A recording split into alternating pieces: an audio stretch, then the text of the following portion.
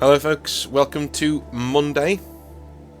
We're going to be going through some hobby nightmares, of course, because it is Monday and we're getting on with the start of our week. Hope you had an awesome weekend. I had a good weekend. Well, kind of. Some of the stress bubbles that I've had over the last couple of weeks, one has burst because Everton did indeed survive relegation from the Premier League, which is great. A few of you who don't know about football will not know what I'm talking about, which is fine. You are dodging a hell of a load of stress. Congratulations to you. In other news, Grandpa is very slowly on the mend. I mean slowly. It was a major operation that he had.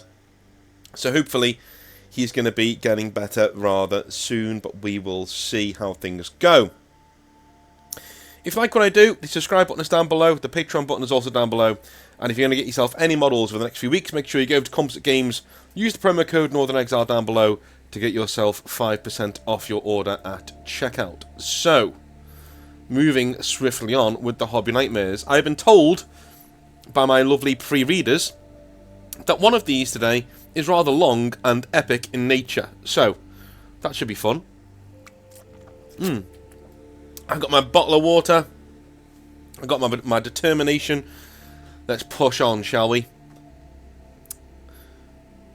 Dulthraw Molos says, "Hey North, just wanted to share a bit of my personal hobby life as of late, and how I am trying to pry it away from being a terrible addict." Wow, okay. I previously sent in a hobby nightmare early on about how my Sisters of Battle were ruined by my own perfectionism, and realised that my hobby had grown into a full-on obsession and addiction. The thing that finally broke me from my rose-tinted glasses was realising, within less than a year, I had amassed over 200,000 points of models in various stages of completion without committing to any real consistent army. Oh my god. Oh my god. So, that sounds like, people are going to be like, "Oh, Diddums, he's got 200,000 points worth of models. Oh, what a shame." No. You don't realise how much stress is in somebody who flits around that much and can't seem to sit still and keeps trying to do other things. As a creative person, I do this with my writing a lot, Like, I'll write one thing, be really enjoying it, then all of a sudden drop it and do something else, and then I'll be really enjoying that, and I'll drop that and do something else. Everybody in my family is pretty much the same. We'll really enjoy something. We'll bulldog it for 2 months, and then we'll just drop it and never touch it again, It's just how we are. I can only imagine you've got that but more severe, and that sucks. And it's expensive too. For the sake of this video, I will use my Death Corps of Krieg army, my newest and second largest army. At first, this began with the Death Rider models when they were released. I think in 2013 or 14. I had fallen in love with the models' dark nature, their stoic stances, and the small details that had been lovingly hand-sculpted into the models. This eventually turned into me ordering 20 of the horses, assembling one, and then never getting a guard game in until this very month. Wow.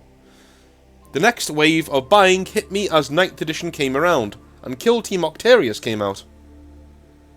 I hunted down any orc player in my local community, and bought the equivalent of $500 worth of veterans from them.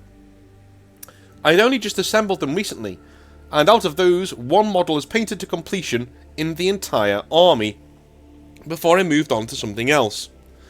For anyone out there who is new to 40k or Age of Sigmar, I have a few bits of advice. Start with characters of the army that you want. You can always practice painting on those or plastic green army men. Settle on armies you love the lore of, gameplay of, or modelling process of, and let your collection grow as you are ready.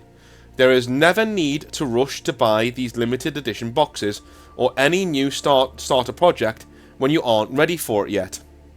TLDR, I got hooked into 40k, never followed through with one force, and I am now repenting for my hoarding as I battle this army of grey and half paint.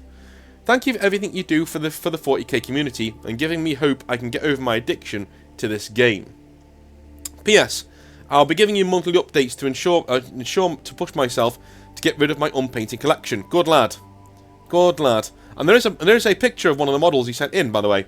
So I'm going to start doing this. So if you've got a hobby nightmare where you send me in a picture of a model you do with the nightmare, I will put it on here. So I've done it a few times, and it's gotten quite a good reception, so here we are. Here is his Deathcore, well, one of his Deathcore Krieg models. I like that one. I like this guy. I think the only thing that bothers me is his boot. I want it to be, like, not so caked. He's been standing there for ages, you know what I mean? He stopped going forward, and he's planting his feet to maybe, like, cut away a bit of the stuff there so you can actually see his foot. But anyway, amazing model. You are a fantastic painter, my friend. And it's quite hard to get, like, earthy colours right and normal colours right. That's a beautifully painted model. You should be very proud of yourself. I love Death Corps as well, so, yeah, good on you. So, Muzien says, greetings, North. You may call me Muzien. And this story, by the way, is a long one. So, I've been told it's quite epic, though. Greetings, North. You may call me Muzien, or Muzin. Okay, Muzin. Okay, Muzin. Okay. It's a little bit of Arabic I picked up while being deployed in Iraq. It means bad or no good. My first little story, to kick things off, actually comes from my time in the military. I was an infantry marine stationed at Camp Lejeune, North Carolina, in 2010. And we had some British Royal Marines come to Lejeune, or Lejeune? I don't know. I'm going to call it Lejeune, for some cross-training with us. I was standing in line at the PX, the Post Exchange, and there was a Royal Marine in front of me. He was buying a few small items, and when he placed them down, he scanned the old lady running the cash register. I shit you not, word for word says, "What does cheers mean in your language?" To this day, every time I think about it, I am overcome with a wave of second-handed embarrassment and cringe as an American. The Royal Marine kind of laughed and gave her the skinny on what cheers means in his language, facepalm. Anyways, Royal Marines are hard chargers. Much respect from a United States Marine. Would love to have those guys shoulder to shoulder laying down hate on an enemy any day. Okay, cool. I've heard that about Royal Marines as well. Also, the Royal Marines. So I was actually friends with the Royal Marine who was it was in Durham. Name was Chris, really cool dude. Lived with him for a while, and some of the stuff he had to do, like, he told me the story, right? And I know that didn't have the hobby in it, but the rest of his story does have the hobby in it. And I think the reason why he's put that there, I think, because I've skimmed this, is so you know his background before he goes into his hobby part of the story. So don't panic, the hobby is coming into this. So I live with a guy called Chris in Durham. If you're watching, hello, Chris. And he used to be a Royal Marine, and he told me this story when he was in Afghanistan. Or Iraq, I can't remember which one it was. I think it was Afghanistan. And he's there, and he's sitting in this tent with basically his Johnnies on, you know, his long johns, what's it called? His Y fronts, underpants, right, and a vest so hot, with like a really old battered, you know, rifle with him, right? It looks like it's a rifle from the 1980s. He's sitting there so hot, and like, oh my god, I hate this. And he hears this like like you know, really powerful bass. And he's like, what the hell? What's that? This SUV turns up, right, with Americans in it, American Marines, and they get out and they got all the best gear, you know, all like amazing combat armor, and got all the really cool guns, and they're swapping war stories with the Marines, you know, blah blah blah, talking to them. They give them a bottle of scotch. Because they just got given things like that by their superiors, because they were just like, yeah, you're doing hard work for us, so here, you know, we don't care if it's not regs, you know, we can sneak it in for you, no problem, and to keep them happy. Whereas the Marines, our Marines, got nothing, you know, they're sitting there in a tent, you know, baking in the sun. And so the Americans are like, yeah, you know, and apparently, like, one of the American servicemen says, hey man, you know, I got this M60 or whatever it is, you know, got like a double time scopes, got night vision, it's got this, got that. Awesome. And what does yours do, man? I've never seen a gun like that before, right? And like, Chris just looks at his battered old rifle and goes, well, it's a gun. The American says, yeah, but what does it do, you know? And Chris goes, well, if he walks across there in front of me, he's fucked, isn't he? I just pull the trigger and... Just... And they just start laughing, like, because they don't get British sarcasm, right? But it's just, all the Brits listening to that story are just, like, chuckling to themselves right now. But yeah, apparently that was the difference. That's what the Marines had to put up with on the Royal Marines. They just had hardly any equipment, bad orders, and they just got on with it and were just, amazing soldiers. So thank you to them for doing a good job and trying to keep us all safe and shit. Moving on, though. So, this story is a culmination of short stories revolving around the same few bad apples that were in the Warhammer group. See, I didn't get into miniatures or wargaming until about 2011, when I was medically retired out of the Marines and came home when my good friend took me to a game shop that had opened up in our small town. There was, and still is, a major friendly local game store in the larger city that we live about 20 minutes away from, but it was nice to have our own little friendly local game store that was about a 2-minute drive from where we lived. The shop wasn't open very long though. The manager had made some severe financial mistakes. We were running a very healthy and slow growing weekly league. The guy running it, a 20 plus year veteran of Warhammer 40k, had written a list of things the various players wanted the shop to specifically order, and he gave this list to the manager multiple times. And he never ordered anything from the list, and instead spent thousands of dollars on other war games that we had zero interest in. He didn't even say why he was doing this, that he was buying stock to run demo games to see if we were interested. No, I think he just thought he could milk us into playing the new game he thought was cool. About a month later is when the store shut down. Look, I honestly can't. There are some people I read about sometimes, and I'm just like, it's like you don't want to be in business. It's like you literally don't want to be in business. Insane. Anyway, about a month later is when the store shut down because he wasn't ordering the things we wanted to buy, and instead was spending money on stupid things that nobody cared about. And we in turn were going to the bigger friendly local game store in the city to buy everything we wanted. Anyways, that was a short little side rant before I get into this. After that, the only way to arrange games was using the forums on the website from the big friendly local game store in the city we lived close to.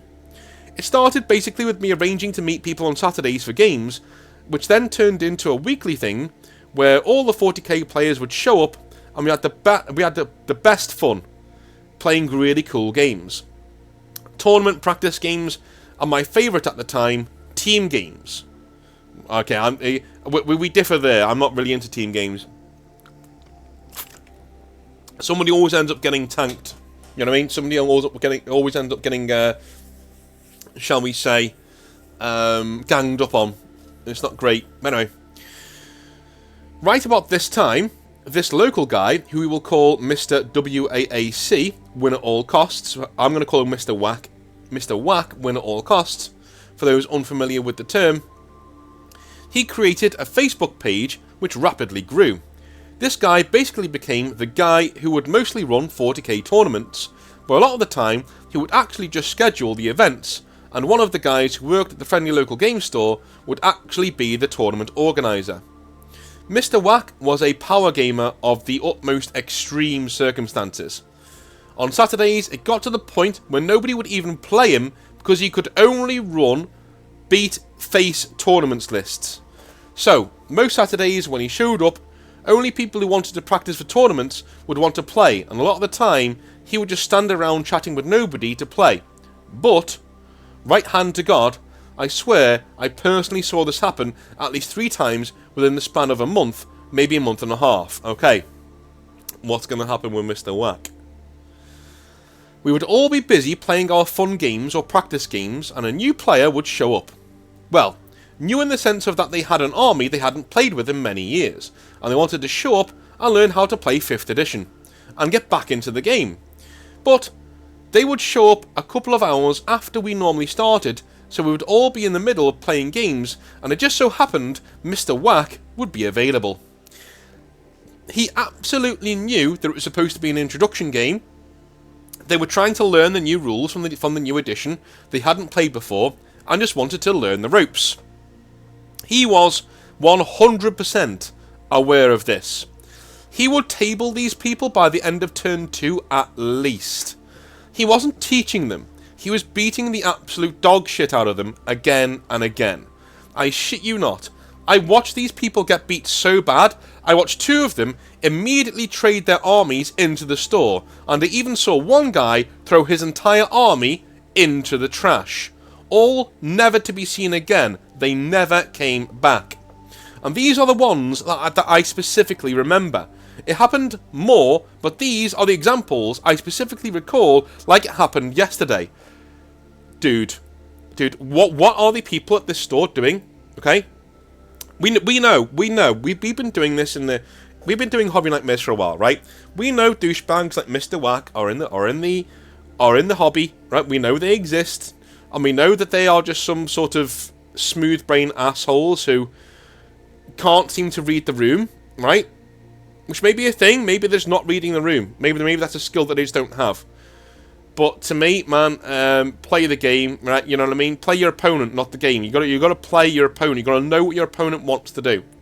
What kind of a game do they want to have? Okay. If they're just starting in the hobby, stay away from guys like this. And by the way, if you work at one of these stores, you have a duty of care to the people in the hobby and the hobby itself.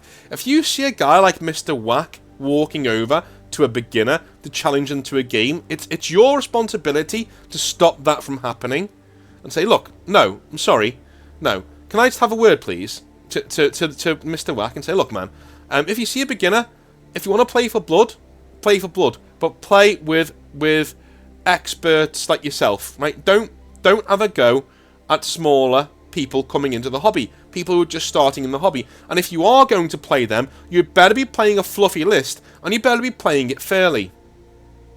If you don't, you'll be banned. Simple as. And there'll be people here saying, well, you can't do that. People can play the hobby however they want. Not in my store, they can't. No, I'm sorry. I'm here to make sure the hobby goes for another couple of years.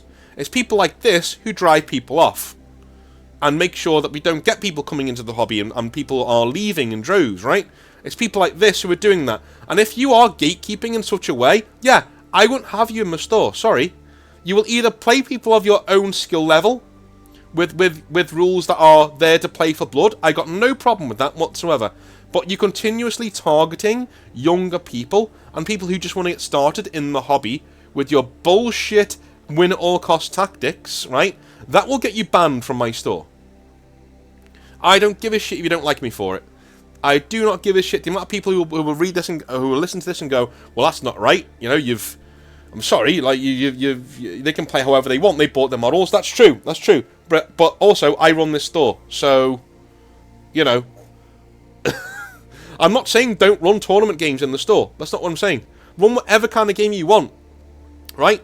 But don't bully people out the hobby, even if you don't realise you're doing it. And if you do realise you're doing it, and then I tell you you're doing it, and I ask you to stop, and you keep doing it, leave. Leave. Alright. Keep in mind, continuing the story, keep in mind this guy was the head of the, and I don't want to use the actual name, because I do want to keep this as vague as I can, he was the head honcho of the local gaming club, quote unquote, if that's what you want to call it. He should have been the number one guy to be excited to shepherd newer players back into the game. That way our pool of players for Saturday would expand and more people would be enticed to show up to the monthly tournaments, but no. He wasn't the only one either. There were 2 others that were just as bad, though one of them was a little easier to get along with, though if he was winning, he would be constantly bitching like he was the one getting tabled, and the other guy, who was a bit older, never played casual Saturdays and only tournaments. And at tournaments, he would pull a ton of gotcha rules out of his arse against players who didn't know the rules very well. We will discuss this in the next wall of words I'm about to throw at you. This is my first grand tournament experience. I know you are going to cringe, but my first army ever was Space Wolves. But I promise you, I was not your stereotypical Space Wolf player. I was fresh out of the military, And the idea of Space Vikings just kind of jumped out in front of me for my first Grand Tournament. I ran pure demons rather than Space Vikings. Okay. I will sum up the handful of stories from this event rather than droning on and on about all the little details as much as I can. My first opponent was Grey Knights, running the 10 Paladin, Drago, level 3 Librarian and maybe some other character death blob. I wound up beating the guy, but the entire match, if you got that as Grey Knights, had preferred enemy against my entire army. Dude. If you're playing Grey Knights against demons and you don't realise you've got a whole slew of advantages at your disposal, read the Codex or don't play Grey Knights. That sounds horrible, but that's like 90% of your army's rules against demons are just being ignored by you. My friend, who is really new at the game, had only been playing 40k for about a month. He was running Blood Angels, and his first match was against the older gentleman I mentioned above. My friend wasn't very well versed in the names of the weapons just yet, and during their match, the older gent pulled a really shitty move on him. My buddy said something to the effect of, in regards to a tactical squad, "I'm going to fire their bolter weapon. The one that only fires one shot. That way I think I can assault." And the old man says, "Okay." He shoots, gets into the assault phase, and declares a charge. And the old gent said, "You can't charge. You said you were firing one shot with your bolter. You can't fire a bolter and then charge." My buddy had a look of, "Are you fucking kidding me? Really, dude?" Wow. And old gent had a smirk on his face and kept saying, "You said you were firing your bolter. Bolters aren't assault weapons." Everybody knew what my friend meant, and so did this old gent, but he wouldn't let it slide. This guy was notorious for pulling things like this. Took advantage of people misspeaking or not fully understanding a certain rule. I get it, it's a grand tournament. A decent amount of prize money is on the line, but it doesn't make it any less shady. Yeah, fuck this dude. Fuck this dude. I know a ton of players, right, who are seriously competitive players, and they would even say this guy's a douchebag. Even they would say this guy's a douchebag. This guy is beyond... Yeah, this is ridiculous. This is horrible. Like, the fact that he doesn't correct him. He lets him do it. Don't get me wrong. Technically, he's right. But he's not playing it in the spirit of the game, right? And I'm sick of people playing... this is why, right? Okay, people are going to hate me for this. I'm not a fan of the channel Spiffing Brit. Okay? I'm not a fan. Breaking a game isn't skill. It is what it is. Breaking a game isn't skill. If you present it as skill, you're a douchebag. Sorry. Like, you're just a douche. If you present breaking a game as skill, you're a douchebag. That's what you are, right? If you say, "This isn't as funny, this is a game-breaking thing that I found," that's fine. But presenting it as like this, in a smug, "Oh, here I am, I'm so good at this, look at me just taking the piss out of the game," you're a douche. And not only that, like, I've seen him do it in like online games as well against other people, and getting them really annoyed by doing things that are technically in the rules, right? But are essentially not cheating, but they're really going against the spirit of the game that they're playing. And he sits there smugly and goes, "Well, it's in the rules. The game lets me do it, so..." Nah, go fuck off, mate. Fuck off, mate. That is one guy on YouTube, and that's gonna shock a few people, because I know a lot of people who like him. That's one guy on YouTube, or I would end up wrapping my, the game board around his head eventually. Not straight away, but after years of playing with him, eventually I'd just snap. Yeah, I'd be like, "No, I'm sorry, mate." Or I'd play him once and then never play him again. It's like, mate, you don't play with your opponent in mind. You play the game and you break the game for your own wanton needs. I don't know why you feel the need to do this, but you ruin everybody else's good time for the sake of yours, right? That's exactly what this guy's doing in the story. he's not playing the spirit of the game. Technically, and you will always fall back on the same thing. Well, the game lets me do it. You misspoke, the game lets me do it. Right? Just because a bunch of words on a page say that you can technically do a thing, you are ignoring the main... This guy's the worst 40k player ever. Do you know why? He ignores the most important rule. If both players aren't having a good time, you're not playing 40k properly. Okay? I would put that into every single competitive game out there, even video games. If both players are not having a good time, your game fucking sucks. And if your game doesn't fucking suck, one of the players who are playing that game fucking sucks. You can lose every game of 40k that you ever play. You can lose every single strategy game, Crusader Kings 3, fucking Age of Wonders, Total War. You could lose every single game of Civ you ever play with your friends.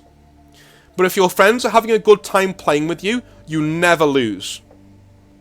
You never lose. Not truly, right? You could win every game of Civ, every game of Crusader Kings, every game of Total War, whatever. Going into video games, or if you know, backgammon, Monopoly, fucking whatever, Cluedo, doesn't matter. You could win every single game, right?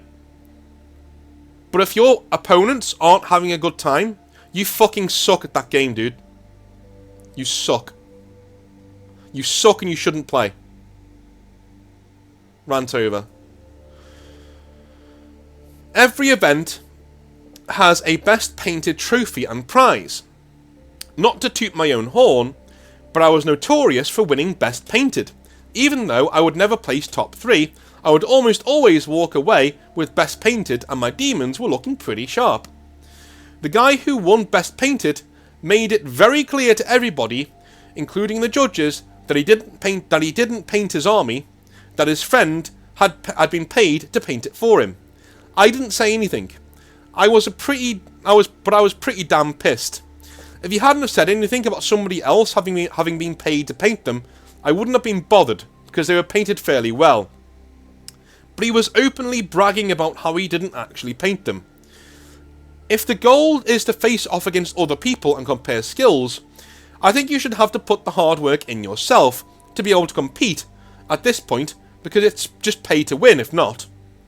If you can afford to pay a dent of imagination $200 per model for display showcase quality, and some poor guy like me who has been slaving away for hours to make sure his stuff is good to go, it just becomes a competition of who has more money to throw around. I agree. Why not just introduce like a category on its own and say, like, you know, commission painted armies. They can have their own little thing, you know, rather than, I don't know. And the guy who wins commission painted armies, it should be like a horse and jockey. Do you know what I mean? Should be, so like a horse and jockey would be the jockey and the trainer. The jockey and the trainer are the guys who get the prize when a horse wins, right? Well, if you do commission painting awards, it should be the commission painter and the guy who was his patron, right? Who made sure, who bought in the models and gave him the tools which to do the job. They should both get a little bit of a prize. That's fine. That's fine. But you wouldn't be in that category. You'd be in the main painting section of the category where everybody gets to do it. That kind of thing, right? That'd be pretty cool to do. Anyway. Lastly, the guy who won this grand tournament was running some crazy orc bike list, and multiple people had asked him to double check a few of the rules he was using, and he did the whole holds book up to a face and reads the rule. And I came to find out on the final day of the event, after he had finished his last game and was being given first place prizes, that all of a sudden it was discovered he had been blatantly lying about the rules he was reading. This is why that when I'm really not sure about something, I will ask to read the rule for myself, or I'm more than willing to let someone else hold my book and read it for themselves. With so many rules spread across so many books, it's really hard to keep track of all of it, and I've just had so many bad experiences, it's made me kind of paranoid. It's the whole holding the book up to eye level and reading, quote-unquote, the rule, but completely twisting the words around, i.e. lying, because they are either embarrassed or that they've been doing it wrong this entire time, or just want to win that badly, that really pisses me off. Yeah, again, GW have said that the current 10th edition will be addressing that problem by having less books to read. I can't see it, dude. I cannot see it. I cannot see it. Anyway, on to the second half. This next story takes place in Dark Heresy 2nd edition. We're being treated today. There's a lot of really cool stories in here. I have run a handful of 40k RPGs over the years. I ran a Deathwatch campaign that went for over a year and a half, playing every other week for a long Sunday afternoon. But this story takes place in the Dark Heresy setting. I was the Dungeon Master. I prefer to DM, actually.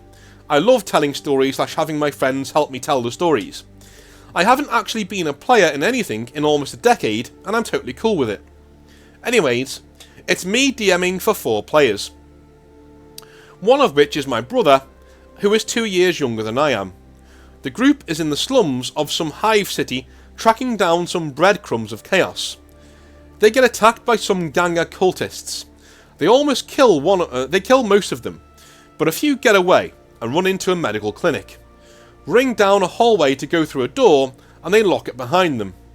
As the party is running down the hallway, more cultists ambush them, coming out of the rooms that they are linked into the hallway. So, combat starts. Keep in mind, they are in a very narrow hallway. We are using 1 by 1 inch grid squares, and the hallway is 3 across, but it's like 20 or so long. The first round of combat, it gets to my brother's turn, and he likes to be very descriptive in his actions. So, he picks up his dice and says, "Okay, I want to be very specific about what I'm about to do." Me? "Okay, let's do it." I reach into my pouch and pull out a frag grenade. I pull the pin. And he's saying pin, and as he's saying pin, I see the eyes go wide and drawers drop of the other 3 players, and they start to protest. I immediately cut them off and tell them to shut up. This is a DM who sees a hilarious little party wipe happening and is really up for it. He's already in the middle of telling me what he's doing. The pin is out at this point. He's literally in the middle of the action, and my brother kind of looks around like, okay. Anyway, I take the pin out and I throw it at this cultist.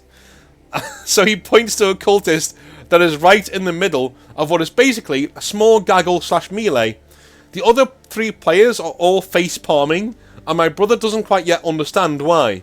So he rolls, he hits, and I start going down the list telling him to roll damage for each enemy. I'm pointing at each one and telling him to roll, and once all the enemies are done, I then point at one of the other party members and say, "Okay, now roll damage." And it dawns on my brother. As it dawns on him, he starts questioning why. What did he do?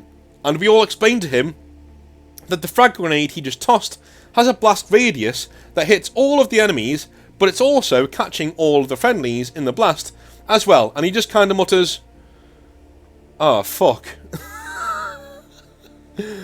Out of the 3 player characters, he crit damages 2 of them, sending one flying down the hallways, crashing against the wall and crumpling to the ground with just a wound or 2 remaining. The other crit PC has something catastrophic happen to him as well. I just don't remember exactly what it was, but it left him on death's door. As well as the 3rd player character took enough damage that he may as well have been crit hit. At this point, we are all laughing so hard, we're basically crying. Yeah, it's that slow climb of damage that I love, and I love that. You know, the story's already bad, but then it starts getting worse as the dice go, no. You did some damage to the enemies, but you're really crit damaging your friends. A Death Watch story that I just remembered. I'll try and keep it short and to the point. Okay, this is his final story, so let's get to it. The kill team, the Death Watch kill team, was attached to this huge invasion force that was sent to retake a planet that had turned against the Imperium. Traitor Guard being led by Chaos Marines and corrupted individuals. I treated them like Navy SEALs. They were given choices of missions like capture / kill, seek and destroy, attack an enemy element here, which will keep out the guard forces, or ambush enemies and cripple an enemy supply line, stuff like that. I like giving them options. This campaign goes on for more than a few sessions, and the final session is a huge assault on the final enemy stronghold. This huge building is in the middle of a city block. Throughout the campaign, the Deathwatch Marines become very close with the General Commissar, are total dude bros with each other at this point. One of my buddies is playing a Salamander Devastator. During the charge up the long steps to the enemy stronghold, the General Commissar is charging with them. He gets caught up in a duel with a possessed lieutenant of some kind, and it's got him locked up going back and forth, unable to advance with them. My Salamander friend is the only one who notices this, and he decides he's going to pull out his bolt pistol and try to shoot the enemy the General Commissar is fighting, so he can keep charging with them. Well, he's shooting over a crowd. Explosions are going off, shooting into melee, so he has all of these negative modifiers to his roll. He rolls, misses the enemy, drills a hole clean through the general, basically killing him, and my buddy literally does the meme of, "Oh no!" Anyway. To this day we give him shit for it. The friendly Salamander, who was always so kind and helpful, basically killed the General Commissar during the final assault. I've experienced a lot in my years of playing. Yu-Gi-Oh! Players picking up my models that were on the table during a tournament, blatant cheaters, me getting stuff wrong and feeling like a fool, but I was always willing to admit fault and own it, even if I felt really dumb about it. There is one guy in the community who I haven't played in many years, who on 2 occasions I had to scold/chew out, like he was a private under my command or something, who needed a good ass chewing. The person who would just constantly cry about everything.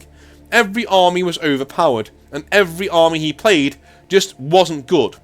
And he would try to make people feel terrible for being competitive at a competitive tournament setting. Thanks for wading through my wall of words. I'm trying to get back into 40k. I haven't played much since the beginning of 8th. I tried 9th edition, but absolutely fucking hated it.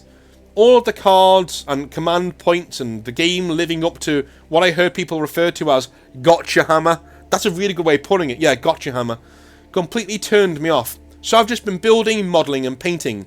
Since 10th edition was announced, I dusted off my Grey Knights that have been boxed up and in various stages of sub-assembly, and I've been working on those. After seeing their preview, I got a little more excited. Okay. I'm going to have to do this week. I know they got a preview, but they are skipping the queue though, guys, because they are Grey Knights, so I'm afraid. They seem like they're going to be fun, with a dash of trolley. With the whole picking up units at the end of your opponent's turn, so you can re-deep strike them on your turn, just sounds very trolley and silly to me. And that's what I love about Warhammer. The crazier the antics, the better. Just not all of those cards and command point bullshit. 5th edition Jaws of the World Wolf was simply the best psychic power ever in 40k. Next to the chaos ones that I used with my demon princes, where you can make a single model take a toughness test, and if they failed, they are turned into a chaos spawn.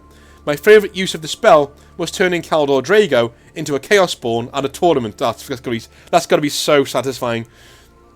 Thanks for the hours of stories to keep listening to whilst hobbying. Keep up the good work, Muzien. Cheers, man. So that is Hobby Nightmares for today. I hope you had a really, really good time. I'm going to be reading over the Grey Knights preview today, and I'm going to be doing a video on it on either Wednesday or Thursday. Love you a long time. Have a wonderful rest of your week. Well, until tomorrow when I see you again. Have a good one. Bye now. See ya.